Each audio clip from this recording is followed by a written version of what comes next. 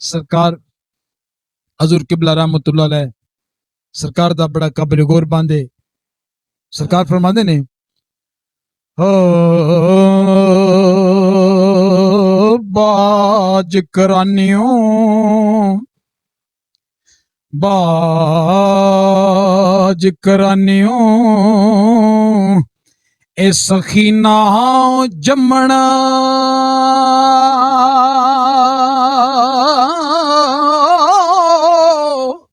मैं एक बारी आजाद कश्मीर च साडे बरिस्टर साहब अली शाह सोनी साहब असी उन्होंने डेरे ते हाजिर होए।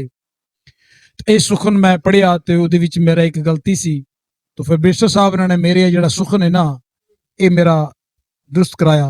सरकार दी तवज्जो चाहना, सरकार की लिखिया हजूर फरमाते ने, हजूर फरमाया बाज करानियों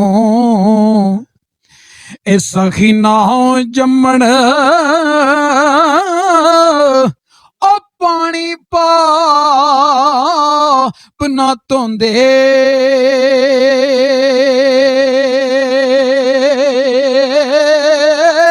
ओ कंधा विच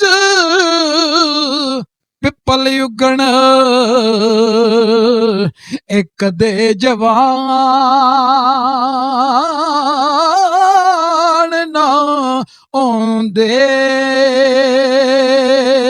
कंधा विच ओ पिपलो उगण कदे जवान नहीं आउंदे।